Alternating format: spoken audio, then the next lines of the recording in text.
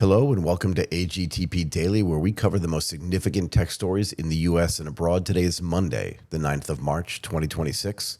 Let's get right to it. We're going to talk about two things today. The first is the AI chip story is more than just Nvidia. And we will also be joined by Sean Cross, the president and co-founder, Global Bizdev and Revenue at Napster, to discuss the intersection of AI agents and digital transformation. Okay, look, it looks like Nvidia is getting even more competition. And the easy version of this US AI story is still Nvidia. I mean, it's still the easiest way to talk about it, right? The harder, though, and probably more important version is this. The custom AI chip boom is now broadening beyond Nvidia, and that suggests that the AI build-out is entering a much more sophisticated phase. Even Broadcom is now talking about more than $100 billion in AI chip sales by 2027. We haven't spent a moment talking about Broadcom in the last 6 weeks, not one. Marvell is projecting roughly $15 billion in fiscal 2028 revenue, driven largely by AI data center demand and custom silicon. This is going to become really important as well. These are not side notes. These are signals that the market is moving from buying chips off the shelf to I'll just take whatever the best thing is you have, to designing entire AI systems around specific workloads.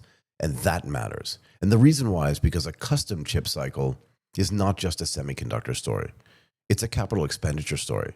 It's a power story. It's a networking story, a memory story, and ultimately, and maybe most importantly, a control story. Once companies start designing silicon for their own models, their own inference patterns, and their own data center economics, they're no longer simply renting the future from Nvidia, which it kind of feels like that's what they're doing right now, but they're trying to own more of the future for themselves. That's what they're going to try to do if they're making custom silicon. For the past 2 years, Nvidia easily became the symbol of the AI era because it offered the fastest path to having a capability. You wanted to be capable of doing artificial intelligence style processing inside your data center. You had to buy Nvidia chips, or it felt like you did, right? If you wanted to train frontier models or serve large scale inference, you bought Nvidia GPUs. You bought Nvidia systems. You built around CUDA. So what is CUDA? Compute Unified Device Architecture. It's NVIDIA's platform for using its GPUs for general purpose computing, not just graphics. And in practical terms, CUDA is the software and programming layer that lets developers run artificial intelligence, simulation, analytics, scientific computing, and other heavy workloads on NVIDIA chips. And this just became kind of like the standard. And this was a rational action by the people that were actually buying those chips and using those chips for that purpose. And in many cases, it's still a rational choice. But there's a difference between the fastest path to deployment and capability and the optimal long-term architecture. I want to be able to do something right now. I'm going to buy those NVIDIA chips.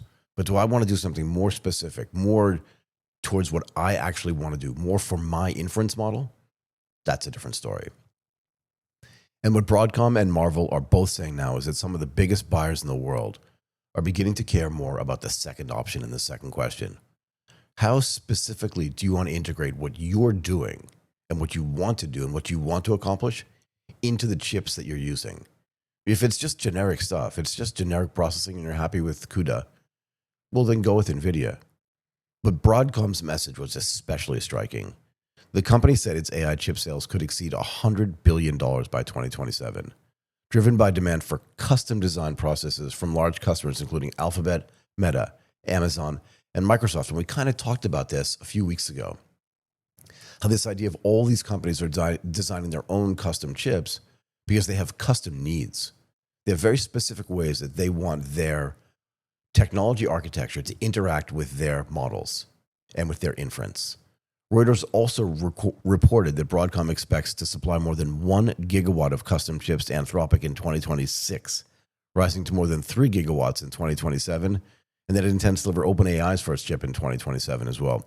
And this is not a niche design services business anymore.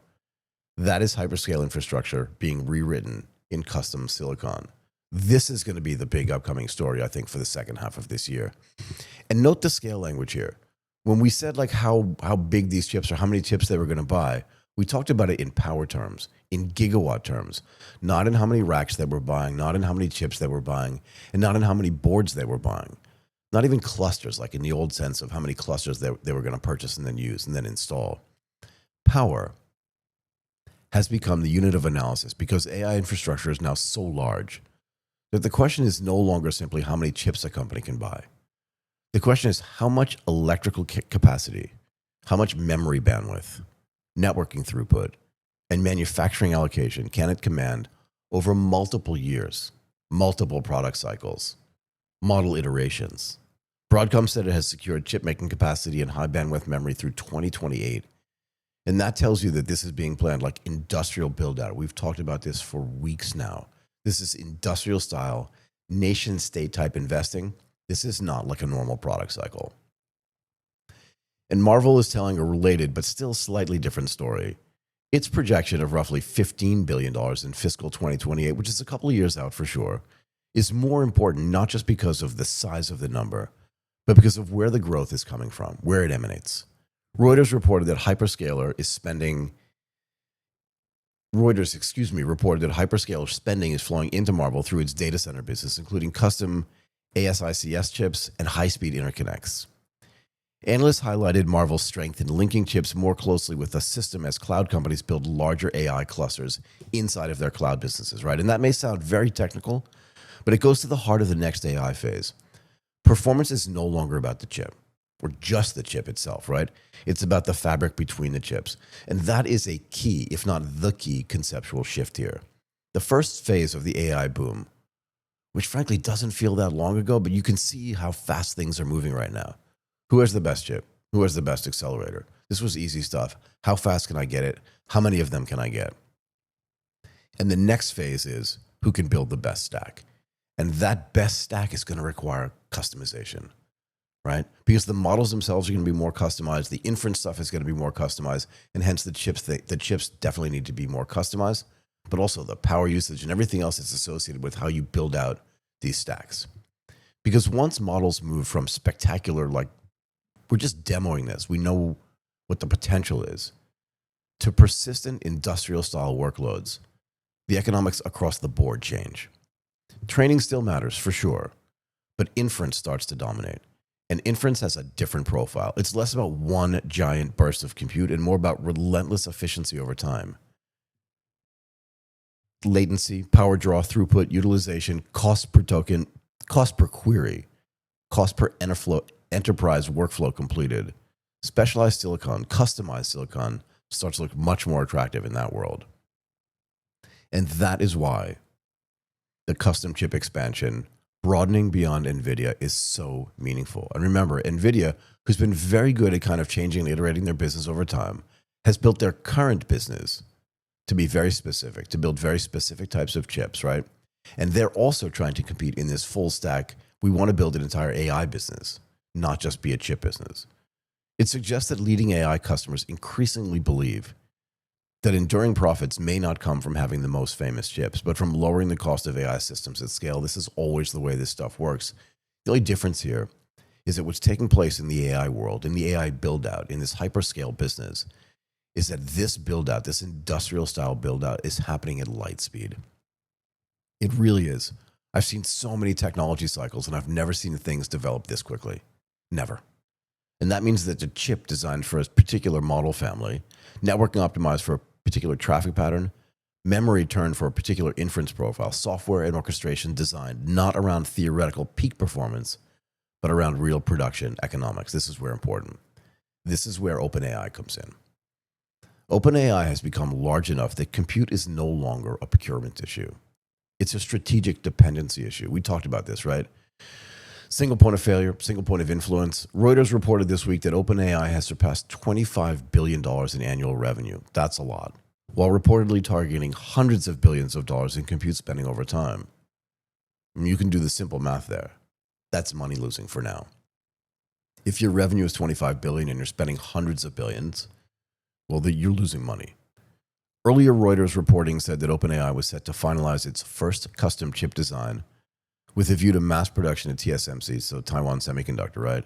And Broadcom now says it expects to deliver OpenAI's first chip in 2027. There's a lot of diversification going on here, particularly from OpenAI. And I think this is going to be indicative of what's happening in the rest of the industry as well. So the company that helped trigger the modern generative AI wave is now being pulled toward the same conclusion as the hyperscalers. At a sufficient scale, once you hit a tipping point, you don't just buy compute, you actually start shaping it. And this is super important. And that does not mean that OpenAI is leaving Nvidia behind. They can't, in a way, right? Because they have the most capacity to build the most chips. And to be fair, they don't have their own fabs. This is probably not the case. But it does mean OpenAI wants optionality. And look, every great big company is not tied to just one supplier. They need optionality in their supply chain for sure. Because otherwise you have, again, this single point of failure. No great business is run with a single point of failure. It's a terrible idea.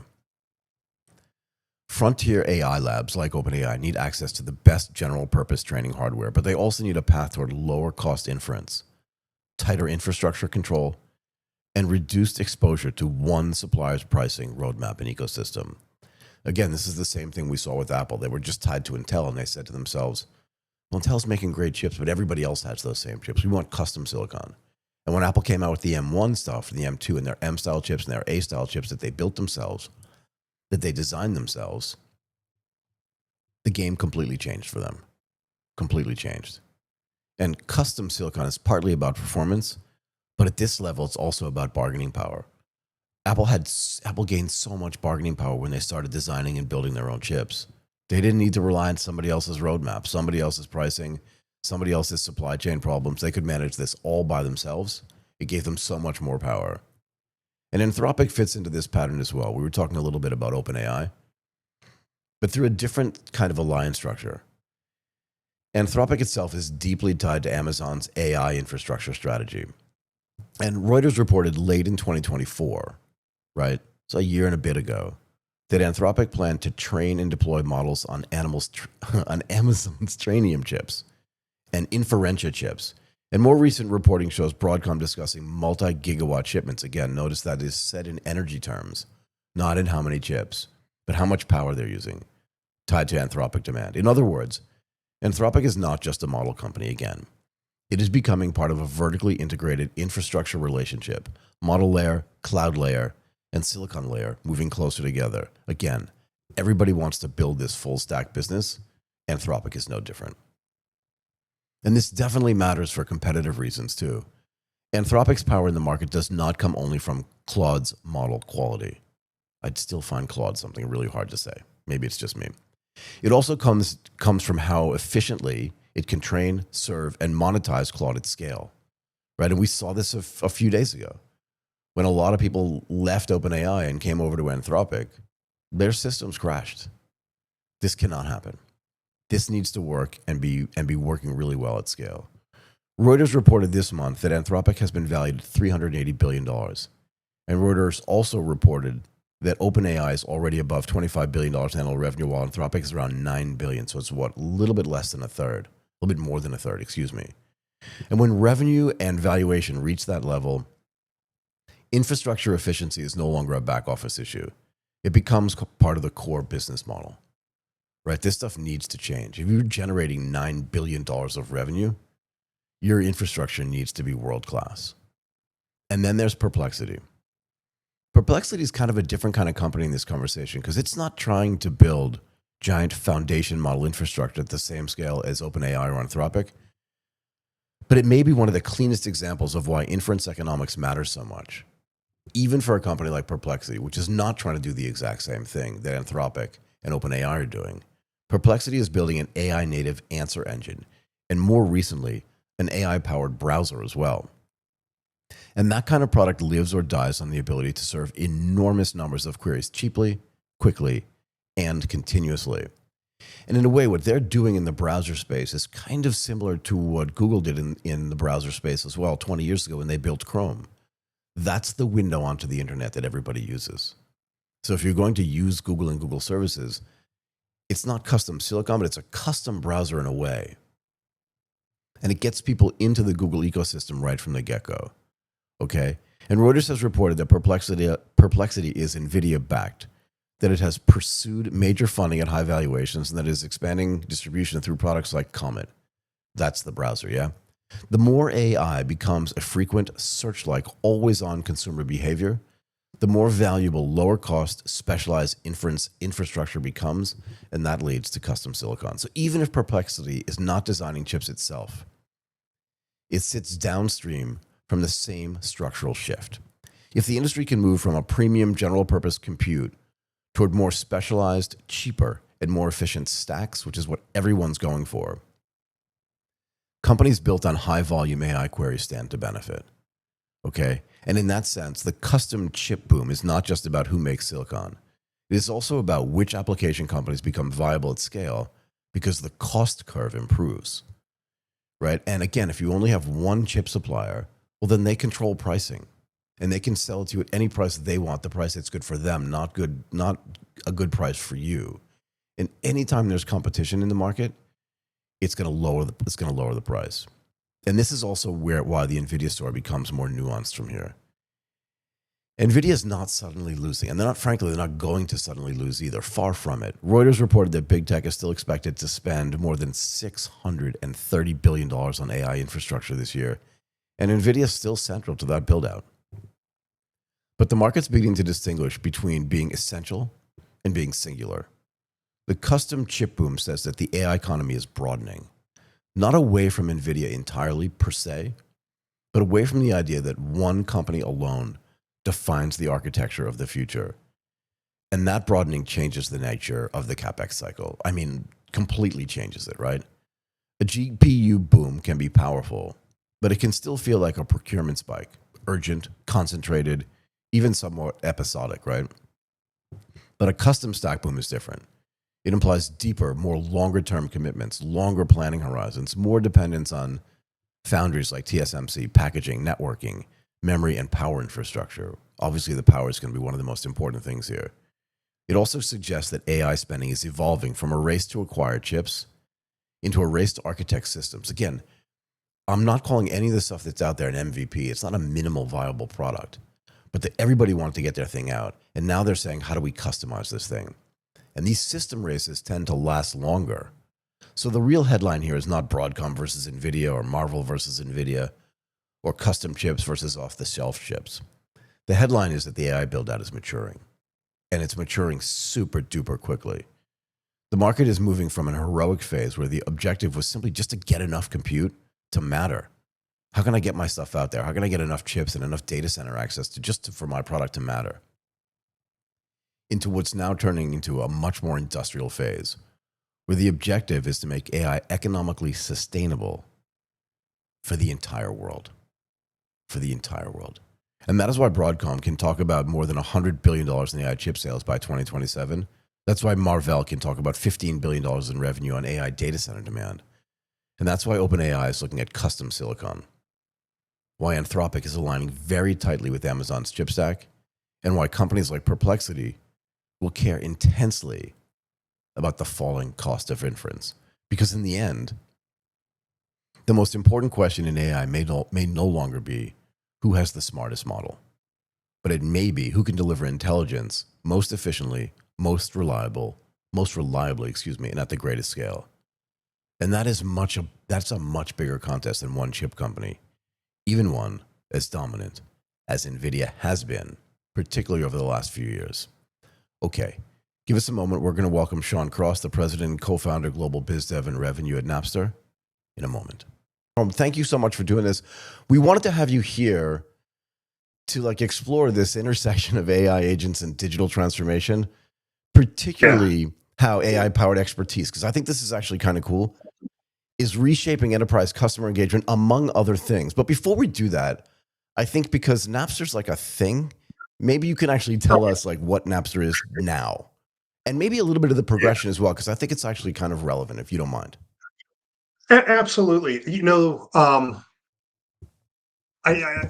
give you a little anecdote that was really interesting. Perfect. I was down with a great group of guys down in Texas, and sitting playing poker with a bunch of guys. Nice. Amazing billionaire sitting next to me, and he says to his grandson, who's 16 years old, he said, "Come here."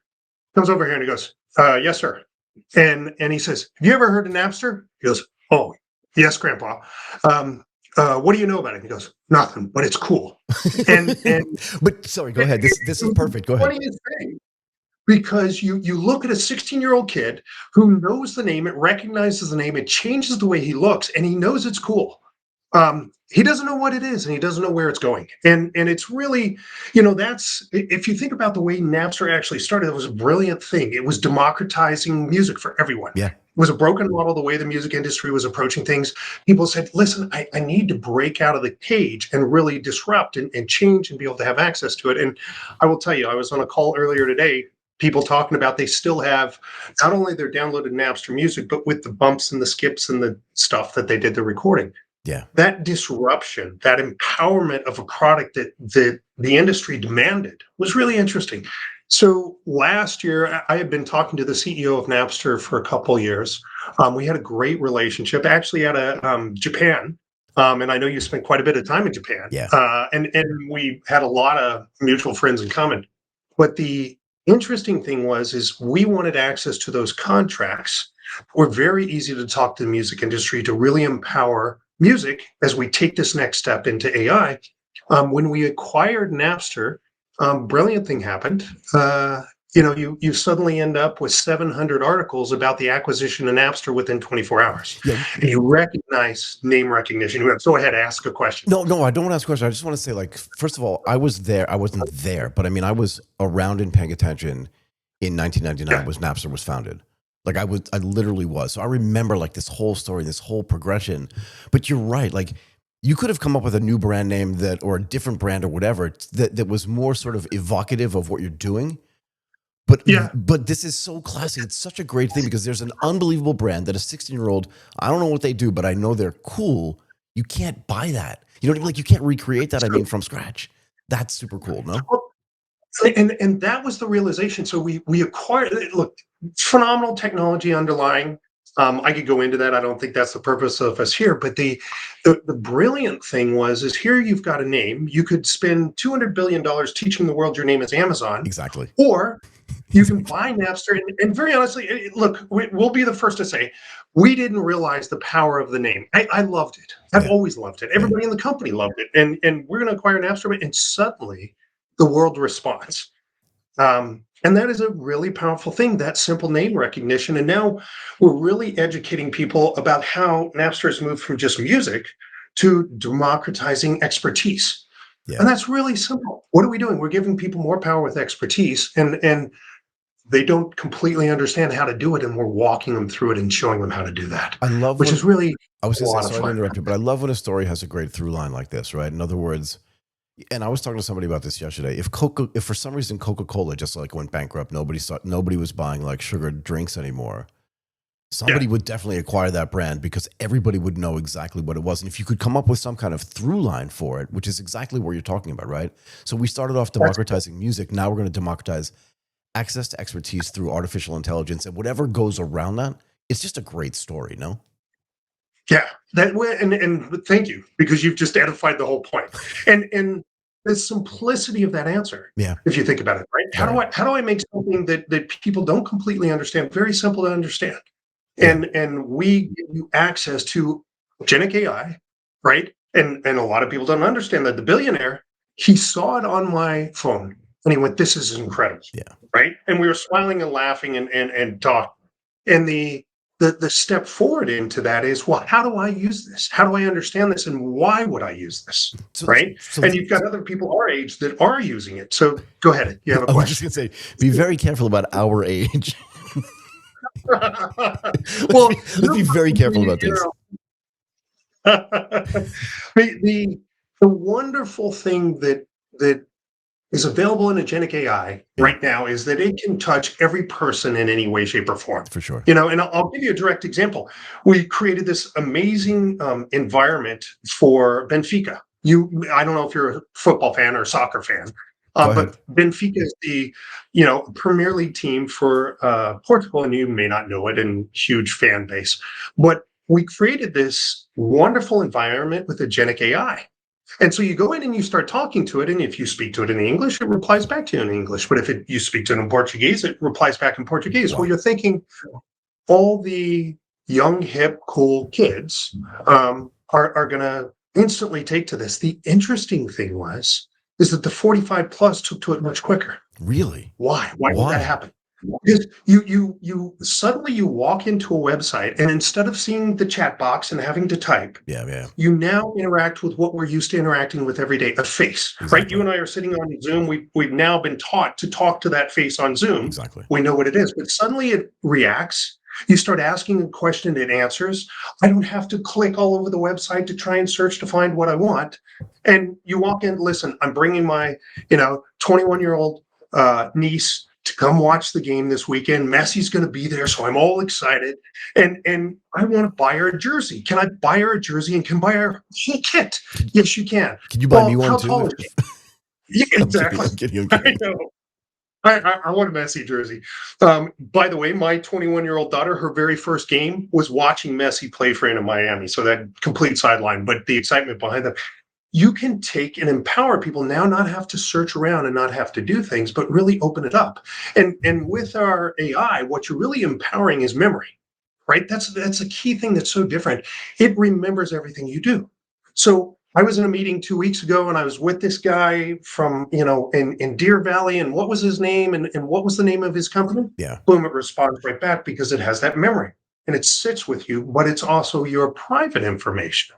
Yeah. Right. So we sit on top of all the other players. We sit on top of Gemini, and we have a brilliant relationship with Google. Love the relationship. We sit on top of Microsoft and our partners. It's really interesting when you think about, back to your question about it, the sort of how do you meet the enterprise need? Well, we are a Microsoft house. It's got to be Microsoft. We are a Google house. We are an Amazon house. We're agnostic. We work with all the different players. The LLM sits on that below, and we sit on top to really empower that direct one-to-one relationship, that conversation to happen, and that opportunity to really pull them to the next level and understand what it is their need is, right? I want to give you, sorry, I want to give you, no, because I want to give you some context. You talked about memory, and you also talked about Messi, and that was your daughter's first game. So I want to give, you said to us, and you said to me earlier, people our age, I just want to give you an example of how you and I are definitely not the same age. So my first football game, or my first soccer game, you won't believe this, was I watched the New York Cosmos play at Yale Bowl. And do you know who was on the New York Cosmos when I was at the Yale Bowl? I'm going to say Pele. Pele. That was my first game. Right. That was, anyway. Guess what? Anyway. I was 11 years old. I was at that same game, or I don't know that same game, but I watched him play. I just got a chill, man. I know it changed everything for me. Oh my God, I love football. I was good at it. I played all the time. This is one of the reasons why I would want to go see Messi. I know it's off topic, but again, this idea of memory and context is actually super important, because do you see what just happened? And I want to get to sort of enterprise adoption of this stuff in a moment, but do you see what just happened? Because I think this is one of the things that's changing now, whether you're using Anthropic as your model, whether you're using Perplexity, or whether you're using OpenAI and ChatGPT, is that there's this idea now of long context. So I could listen to you talk for a while and cycle through from this topic to that topic to the next, but understanding that you had originally started with Messi, and I can go back to it because I know what it was. And I think that once enterprises understand this idea of long context, that their ability to use agentic AI is going to be better. And I want to know this again from your perspective, right? Where is it going? And do you think like enterprises are actually ready to do this? And is there enough expertise internally or not? Because I was having this conversation with somebody actually about this yesterday, is that like there may not even be enough expertise internally for them to do this, which is where this comes in, right? Because you're now you're not able to provide them that expertise through this mechanism that didn't even exist like 6 months ago. Well, and 2 points just to hit that very last point. Go ahead. Didn't exist 6 months ago. And by the way, a whole new layer will come out 30 days from now. For and sure. How do you integrate that? Yeah, for sure. How do you address that in a corporate environment that's not ready to change to begin with? So you walk up and you integrate, you actually ask questions of an agentic AI agent, and it says, hey, what are you looking for? What kind of paint? What are you doing? It walks you through, hey, I'm looking to paint my kitchen. Well, what kind of colors were you thinking about? Well, I was thinking of something warm. And it walks you through point for point. We just did this at IBT. And we just did it at CES. We're doing it at conferences all across, but use cases by each individual. So you think of Suddenly I go from, I'm not sure what I really want. I want to paint my kitchen. It just sits there and conversationally talks back and forth with you and asks you different things, right? Um, that's one use case for a very large, think of it as Comex as a paint organization. And then you flip, go to something like at CES. Yep. We had people, we actually were fortunate enough to win a couple awards at CES, but go back to my daughter, right? Think about those experiences. And my daughter, when she called me and she said, "Oh, Dad, I accidentally started recording and I caught a goal," and she catches a goal, passing off and a score, and that's the very first thing she sends me, which I, of course, lost my mind. Well, think about walking out of that and then dropping into the car, and you can turn around and say, "You know what? Let's create a song around this moment." And so, boom, Napster Companion comes up and it starts asking questions to my daughter. What did you love? What did you care about? What kind of music do you like? Do you like country? Do you like this? Do you like that? And she just describes everything that happens. And then, boom, it creates a song that she can share with her friends that tells a story in the lyrics behind what just happened. She was at her first game. She got to sit on the 50-yard line. She saw, a pass over to Neymar, and she was losing her mind. And I was losing her mind. And now, when you just said Messi or we said Messi, I felt the hairs on Yeah. my arms Same. go up. That same type of thing happens. And so being able to give a product context and being able to meet the need of really the conversation that happens now. Because now, if I go to program something, I'm not typing in code. No. I'm having a conversation with the AI and doing it. And that's what our AI is actually doing in many cases. But what is it like when you go into, like, Comex is a great example of this, right? It's a big company, Yeah. maybe that a lot of Americans have not heard of. But what is it like when you Yeah. go into, I don't want to go through the whole sales process, but I'm really curious about, what senior management's view is on employing new technology, because this is super new. And for them, like, again, I don't know how old they are, but they must be 40s. Like, in a way, it doesn't matter. But this Yeah. concept of, here's something completely new, it's going to be magic in a way that you could never understand before.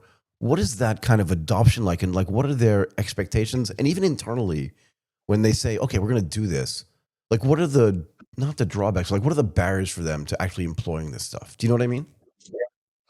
So you're asking probably the most important reason why issues fail and succeed, Right. right? Yeah. If you look at these enterprise rollouts, it's all about governance and it's all about the right ROI. And if you create this tiny little use case, people don't see that. But if you open up and really think about what is the ROI I want, well, let's talk about somebody like Comex. I want customer feedback on our product. Yeah.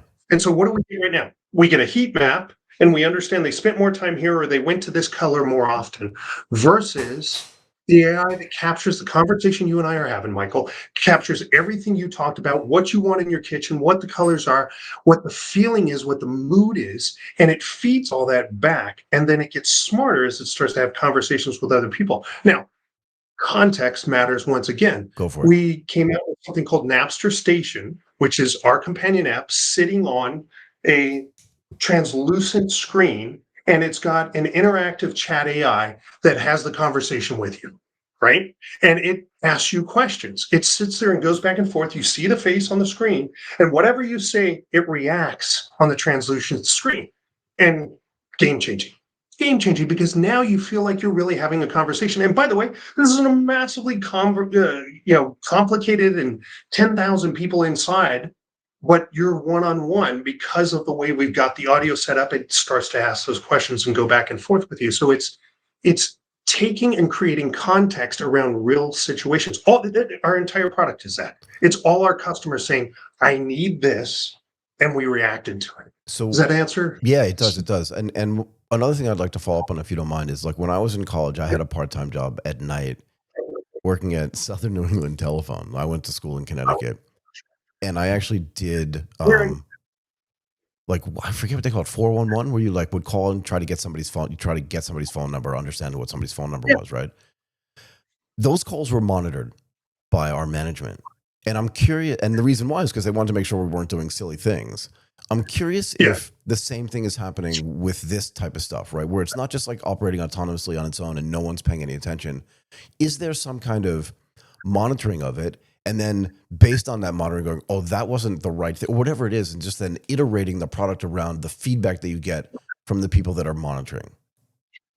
You're such a great question and such a great problem. And that is part of the sort of the governance side of major corporation. How do I make sure it doesn't say the wrong thing? How do I trust? What you're really talking about is trust. Yeah. I've got this AI. I don't want hallucinations. I want trust. Yeah. Right. And so what we've really built into it, and we spent about a year working with Microsoft, this was 2 years ago, working through every iteration of what they needed for a very large implementation that was done. And we took everything it took in a year and put it together into a product that we now have available that you can basically churn what I call the VW bug version out. So you can do this instantaneously. But the important thing is, I don't want to talk about these things, or I don't want it to talk about these things. That's great. You just go into the tab, say, don't talk about this. Really? Right? Yeah. I wanted to answer these 400 questions. I'm going to use a direct example. We were in a B2B conversation with a very large player who you could probably guess, but I'm not going to say who. And the 400 Q&A questions have to be answered specifically like this because the attorneys look through it. Yeah. No problem. We drop that in, drop the CSV in, boom, it answers. And think about when you integrate into a website. Suddenly, all right, we need to change this and add all this new information into a website. We just take and drag and drop the content into the system. And this is anybody. This is your assistant. This is anybody does this. Drag that in. It instantly comes up to speed on that. And now it says that going forward. So I didn't spend any time redeveloping my website. Instantaneously, your agentic agent that converses back and forth with you knows everything. It's all about ROI. How do we give our clients, our brands, everyone we're working with, whether it's a major influencer, a sports team, Warner Brothers Discovery, whoever we're dealing with, how do we give them exactly what they're asking for to meet the problems they're dealing with? And all of our products came out of that need. So really working with it. This is so fascinating to me. Do you mind if I ask another question? I want you to ask a million questions. You can tell I don't love. I have so much fun talking about it. No, it's okay. I love the passion. Believe me, if I were on your side of the table, I'd be doing the same exact thing. Yeah. Does the AI know who I am? Yes. You know what I mean? Like, can it see me? Can it see my reactions? I was doing, I don't want to say the name of the company because I'm afraid I'm going to get it wrong. But there was a company that was developing sort of avatar-like behavior. Aware. Say again? Yeah. We are context aware. So it not only understands the sentiment analysis, right? So it understands, are you up, are you down? We have, right now inside our companion app, we have over 20,000 PhD level experts that you can draw on. Now, why would you need 20,000 different personalities? Well, do you ask the same questions to your, one child as you do the other in the same context? Yeah. Do you ask the same questions to your wife as you do somebody who works with you at work? No, you have a different context. We have all those agents and all those different ways they interact, but it's context aware. So when you drop in, we have a wonderful product called the Napster View, a little hardware device that attaches, and then you see that face sitting on top of your laptop, right? Well, you start asking a question, you say, you know what, I want to ask about venture capital. Well, you get a venture capital expert that understands all the numbers back and forth and remembers, hey, it's me, Sean, or you, Michael, talking to it. Right. But then you suddenly have a conversation like, I saw your history and your background. You were in like big finance, and then you got into maintaining a number of companies. Then you jumped into the startup world, and you started and raised the first $10.3 million. I know how hard it is to do that, by the way, and especially from Docomo. I got to tell you, raising money from Docomo is insane that you did that. I'm so impressed.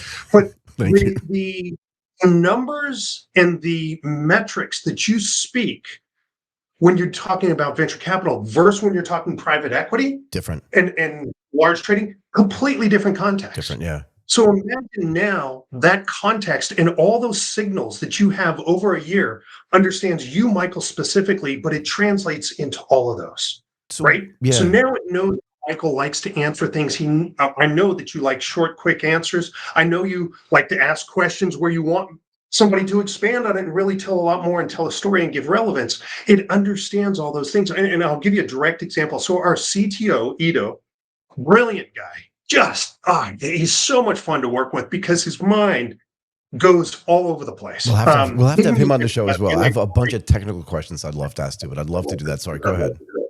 right, we'll play a little bit. But Ito has a stand-up meeting with his entire team, 140 developers, every Monday at 10 o'clock.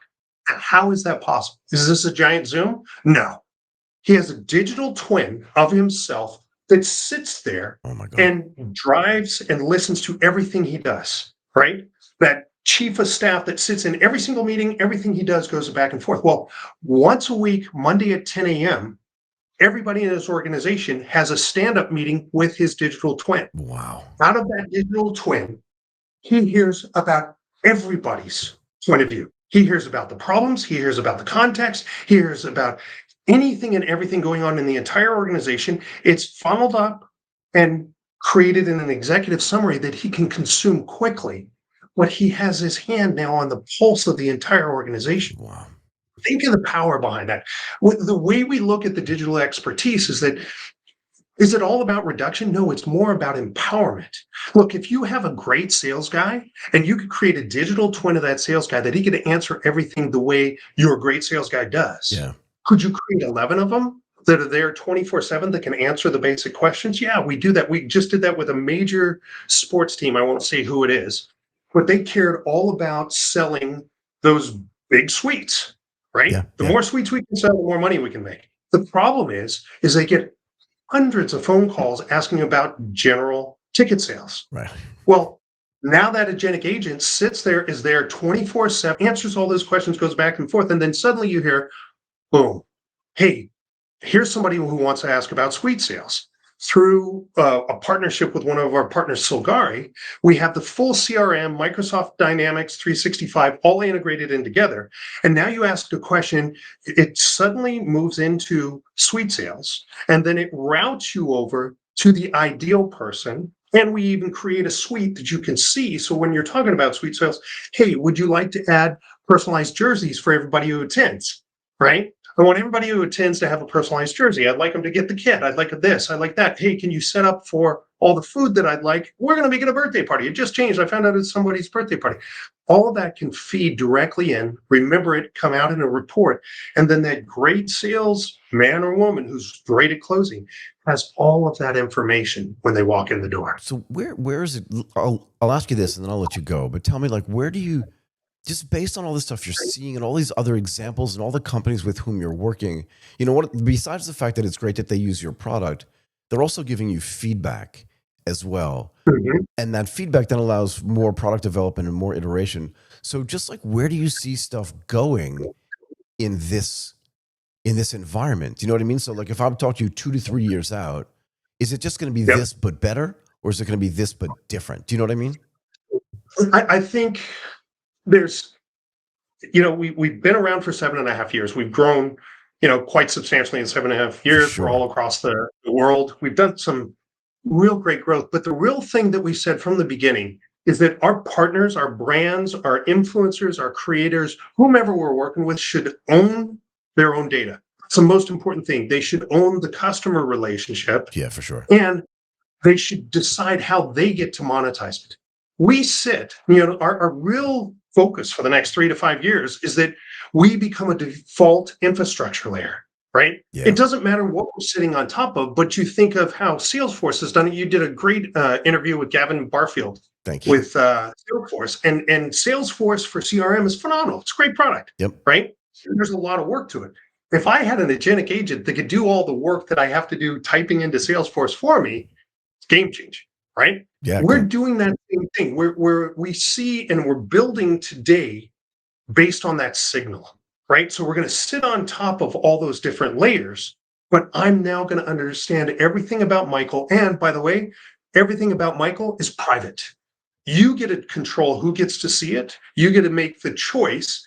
And every conversation has a face. You think about who I was talking to. I might have been talking to Anif about cooking, omelets. I might have been talking about somebody else, and they're going to tell me about, structuring a deal if I'm, creating a brand new company. I'm really going to make a difference. But I think what we're going to do is be that infrastructure layer that sits in between that makes it very easy to adopt. Okay, man. And that's our focus, Okay. right? Sit on top of all all the different players, whether it's Anthropic, whether it's Gemini or ChatGPT or Copilot, whoever it is, and really step to that next level. Okay, Sean, look, this has been awesome. I'm going to let you go. I really appreciate it. Like I said, I'd love to have the CTO back on the show. I really appreciate your time. And if you're using your own tools to understand who I am, the information that it gave you was unbelievable. Thanks for doing this again. And hopefully we'll speak soon. I really appreciate your time, man. And thank you so much. Really appreciate the opportunity. I'd love to pull Ito on so that he could have a conversation with you too. And thank you for the time. Cheers. Okay. Bye for now, man.